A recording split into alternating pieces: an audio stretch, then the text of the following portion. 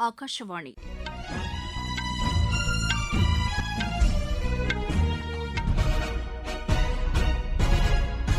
செய்திகள் வாசிப்பவர் வடிவழகி கபிலன். தலைப்புச் செய்திகள்: மத்திய அரசின் வங்கிக் கணக்கு திட்டம் கடந்த 12 ஆண்டுகளில் நாட்டு மக்களிடையே பெரிய மாற்றத்தை கொண்டு வந்துள்ளதாக பிரதமர் திரு நரேந்திர மோடி கூறியுள்ளார். உலக சமஸ்கிருத தினத்தையொட்டி குடியரசு துணைத் தலைவர், பிரதமர் உள்ளிட்ட தலைவர்கள் வாழ்த்து தெரிவித்துள்ளனர்.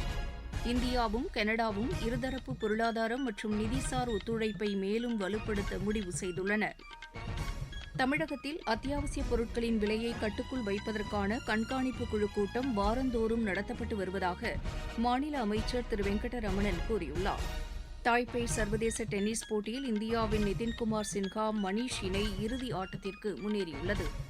இனி விரிவான செய்திகள். பிரதமரின் வங்கிக் கணக்கு திட்டம் நாட்டு மக்களிடையே பெரிய மாற்றத்தை கொண்டு வந்துள்ளதாக பிரதமர் திரு நரேந்திர மோடி தெரிவித்துள்ளார்.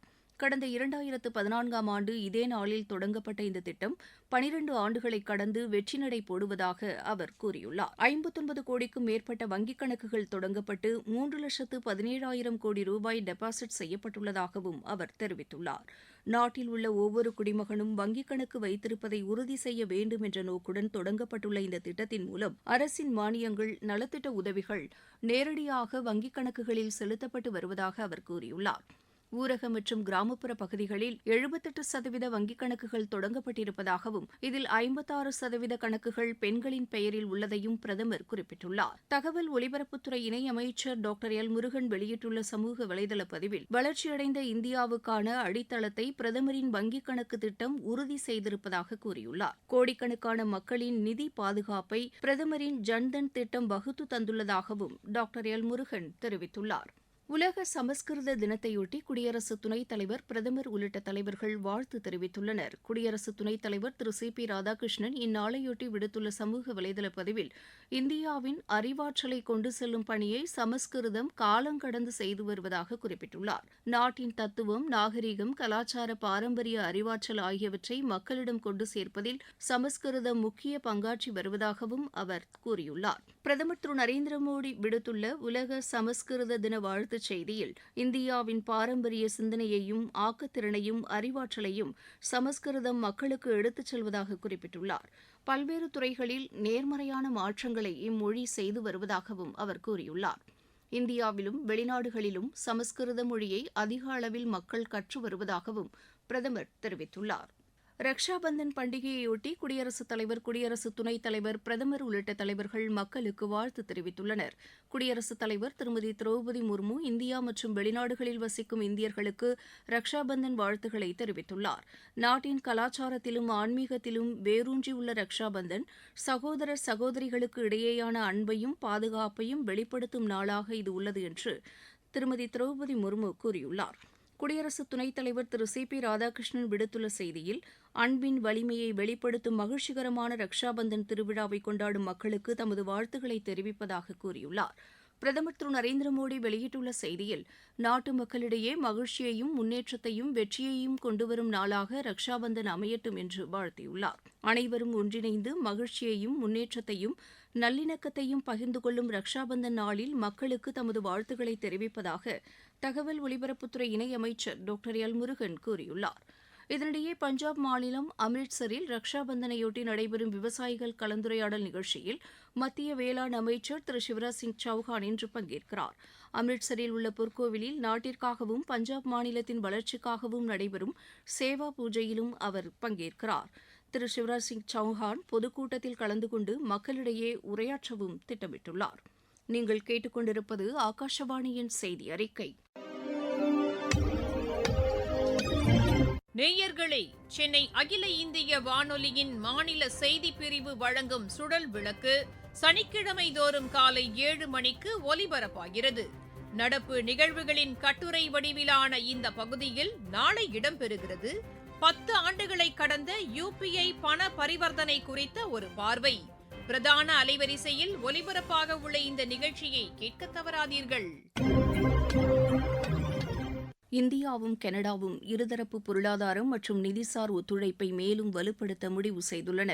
கனடாவின் டொரண்டோ நகரில் நடைபெற்ற இந்தியா கனடா நிதி அமைச்சர்களின் பொருளாதார மற்றும் நிதிசார் பேச்சுவார்த்தைக்கு பின் நிதியமைச்சர் திருமதி நிர்மலா சீதாராமன், கனடா நிதியமைச்சர் பிரான்காய்ஸ் பிலிப் ஆகியோர் வெளியிட்ட கூட்டறிக்கையில் இவ்வாண்டு மார்ச் மாதம் பிரதமர் திரு நரேந்திர மோடியும் கனடா பிரதமர் திரு மார்க் கார்னியும் புதுதில்லியில் நடத்திய பேச்சுவார்த்தைகளின் அடிப்படையில் இருதரப்பு உறவுகளை மேலும் வலுப்படுத்துவது என்றும் அதில் தெரிவிக்கப்பட்டுள்ளது.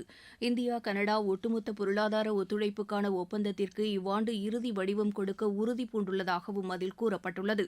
உலகளாவிய பொருளாதார நிகழ்வுகள் மற்றும் இரு நாடுகளின் வெளியுறவுக் கொள்கைகளுக்கு முன்னுரிமை அளிப்பது குறித்தும் விவாதிக்கப்பட்டது. வர்த்தகம், முதலீடு ஆகிய துறைகளில் ஒத்துழைப்பை விரிவுபடுத்துவது, நிதி மற்றும் வர்த்தக தொடர்புகளை வலுப்படுத்துவது உள்ளிட்டவை குறித்தும் இரு நாட்டு நிதி அமைச்சர்களும் விவாதித்தனர். 2030ஆம் ஆண்டுக்குள் இருதரப்பு வர்த்தகத்தை 70 பில்லியன் கனடா டாலராக உயர்த்துவது என்றும் நிதி அமைச்சர்கள் கூட்டத்தில் முடிவு செய்யப்பட்டது. இருதரப்பு முதலீட்டு ஒப்பந்தத்திற்கான பேச்சுவார்த்தைகளை முன்னெடுக்க இந்தியா தயாராக உள்ளதாக திருமதி நிர்மலா சீதாராமன் தெரிவித்தார். நாட்டில் 8.78 கிகாவாட் மின் திறனுடன் 7 இடங்களில் 24 மின் உலைகள் செயல்பட்டு வருவதாக இந்திய அணுசக்தித்துறை தெரிவித்துள்ளது. மேலும் 9 அணுமின் உலைகள் கட்டப்பட்டு வருவதாகவும் தெரிவித்துள்ளது. நாட்டின் வளர்ச்சிப் பாதையில் அணுசக்தி முக்கிய பங்காற்றி வருவதாகவும், மின் உற்பத்தி மட்டுமின்றி வேளாண்மை, மருத்துவம் மற்றும் தொழிலக பயன்பாட்டுக்கும் அணுசக்தி முக்கிய பங்காற்றி வருவதாகவும் அணுசக்தித்துறை கூறியுள்ளது. 2047ஆம் ஆண்டுக்குள் வளர்ச்சியடைந்த இந்தியா என்ற இலக்கை எட்டுவதற்கு 100 கிகாவாட் அணுமின் உற்பத்தி திறனை எட்டுவதற்கான அணுசக்தி இயக்கம் நடைமுறையில் உள்ளதாகவும் தெரிவிக்கப்பட்டுள்ளது. பாதுகாப்புக்கு முதலிடம் என்ற அடிப்படையில் அணுமின் திட்டங்களை இந்தியா செயல்படுத்தி வருவதாகவும் அதில் தெரிவிக்கப்பட்டுள்ளது. அணு உலைகள் பன்னடுக்கு பாதுகாப்பு அம்சங்களுடன் கட்டப்படுவதாகவும், ஒட்டுமொத்த அவசரகால தயார்நிலை உறுதி செய்யப்படுவதாகவும் தெரிவிக்கப்பட்டுள்ளது. மக்களின் பாதுகாப்புக்கும் சுற்றுச்சூழலுக்கும் உகந்த வகையில் அணுமின் உற்பத்தி நாட்டில் நடைபெற்று வருவதாகவும் இந்திய அணுசக்தித்துறை தெரிவித்துள்ளது. வெங்காய தட்டுப்பாட்டை சமாளிக்க மகாராஷ்டிரா மாநிலம் நாசிக்கிலிருந்து 450 டன் வெங்காயம் இன்று காலை கண்டா எக்ஸ்பிரஸ் ரயில் மூலம் தில்லி கொண்டு வரப்பட்டது. இது தொடர்பாக மத்திய நுகர்வோர் விவகாரங்கள் அமைச்சகம் வெளியிட்டுள்ள தகவலில், தில்லி மற்றும் அதன் புறநகர் பகுதிகளில் தேவையான அளவு வெங்காயம் மக்களுக்கு கிடைக்க ஏற்பாடு செய்யப்பட்டுள்ளதாக தெரிவிக்கப்பட்டுள்ளது. சென்னை, கொல்கத்தா, எர்ணாகுளம், குவஹாத்தி, வாரணாசி, லக்னோ, பட்னா, சண்டிகர், ஜம்மு மற்றும் அம்ரிட்சர் நகரங்களில் தட்டுப்பாடின்றி வெங்காயம் கிடைக்க சரக்கு லாரிகள் மூலம் அனுப்புவதற்கு நடவடிக்கை எடுக்கப்பட்டுள்ளதாகவும் தெரிவிக்கப்பட்டுள்ளது. தில்லியில் உள்ள கேந்திரிய, பண்டார், ரேஷன் கடைகள் மற்றும் வாகனங்கள் மூலம் கிலோ 35 ரூபாய்க்கு வெங்காய விற்பனை நேற்று முதல் நடைபெற்று வருவதாகவும் தெரிவிக்கப்பட்டுள்ளது. தமிழகத்தில் அத்தியாவசிய பொருட்களின் விலையை கட்டுக்குள் வைப்பதற்கான கண்காணிப்பு குழு கூட்டம் வாரந்தோறும் நடத்தப்பட்டு வருவதாக மாநில உணவுத்துறை அமைச்சர் திரு வெங்கடரமணன் கூறியுள்ளார். சட்டப்பேரவையில் இன்று கவனஈர்ப்பு தீர்மானத்தின் மீது பேசிய அவர், மேற்காசிய நாடுகளில் ஏற்பட்டுள்ள குழப்பம் காரணமாக எரிபொருளின் விலை உயர்ந்து வருவதாக குறிப்பிட்டார். 41 அத்தியாவசிய உணவுப் பொருட்களின் விலை தொடர்ந்து கண்காணிக்கப்பட்டு வருவதாகவும், மாவட்டங்களில் உற்பத்தியாகும் பிரத்யேக பொருட்களின் விலையை கட்டுப்பாட்டுக்குள் வைத்திருக்க நடவடிக்கை எடுக்கப்பட்டு வருவதாகவும் அவர் கூறினார். சென்னையில் இன்னும் ஓரிரு நாட்களில் பசுமை அங்காடிகள் மூலம் உணவுப் பொருட்களை விற்பனை செய்ய நடவடிக்கை எடுக்கப்படும் என்றும் திரு வெங்கடரமணன் தெரிவித்தார். அசாம் மற்றும் மிசோரம் மாநிலங்களில் மத்திய வருவாய் புலனாய்வு இயக்குநரக அதிகாரிகள் மேற்கொண்ட சோதனையில் 76 கிலோ போதைப் பொருட்கள் பறிமுதல் செய்யப்பட்டுள்ளது. இது தொடர்பாக 2 கைது செய்யப்பட்டுள்ளதாக நிதி அமைச்சகம் தெரிவித்துள்ளது. தில்லி காவல்துறையின் வடக்கு சரக சிறப்பு காவல் படையினர் பாகிஸ்தானிலிருந்து செயல்படும் ISI அமைப்புக்கு ஆதரவான சமூக வலைதளத்தை முடக்கியுள்ளனர்.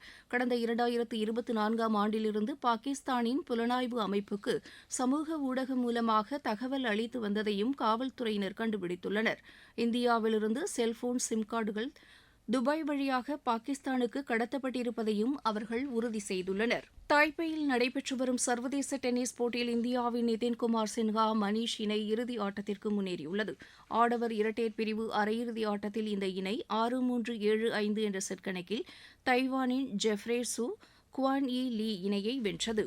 பிரேசிலில் நடைபெற்று வரும் சர்வதேச டென்னிஸ் போட்டியில் இந்தியாவின் கிருஷா மகேந்திரன், அமெரிக்காவின் விர்ஜினியா கிராக்கர் இணை அரையிறுதிக்கு முன்னேறியுள்ளது. அமெரிக்காவில் நடைபெற்ற கிராண்ட் செஸ் போட்டியில் இந்தியாவின் பிரக்யானந்தா இறுதிப் போட்டியில் நடப்பு சாம்பியன் ஃபேபினோ கருணாவை வென்று வரலாற்று சாதனை படைத்துள்ளார். சாம்பியன் பட்டம் வென்ற இந்தியாவின் பிரக்யானந்தாவுக்கு தமிழக முதலமைச்சர் திரு விஜய் வாழ்த்து தெரிவித்துள்ளார். மீண்டும் தலைப்புச் செய்திகள். மத்திய அரசின் வங்கிக் கணக்கு திட்டம் கடந்த 12 ஆண்டுகளில் நாட்டு மக்களிடையே பெரிய மாற்றத்தை கொண்டு வந்துள்ளதாக பிரதமர் திரு நரேந்திர மோடி கூறியுள்ளார். உலக சமஸ்கிருத தினத்தையொட்டி குடியரசு துணைத் தலைவர், பிரதமர் உள்ளிட்ட தலைவர்கள் வாழ்த்து தெரிவித்துள்ளனர். இந்தியாவும் கனடாவும் இருதரப்பு பொருளாதாரம் மற்றும் நிதிசார் ஒத்துழைப்பை மேலும் வலுப்படுத்த முடிவு செய்துள்ளன. தமிழகத்தில் அத்தியாவசியப் பொருட்களின் விலையை கட்டுக்குள் வைப்பதற்கான கண்காணிப்பு குழு கூட்டம் வாரந்தோறும் நடத்தப்பட்டு வருவதாக மாநில அமைச்சர் திரு வெங்கடரமணன் கூறியுள்ளார். தாய்பே சர்வதேச டென்னிஸ் போட்டியில் இந்தியாவின் நிதின்குமார் சின்ஹா, மணீஷ் இணை இறுதி ஆட்டத்திற்கு முன்னேறியுள்ளது. செய்தி அறிக்கை நிறைவு பெற்றது.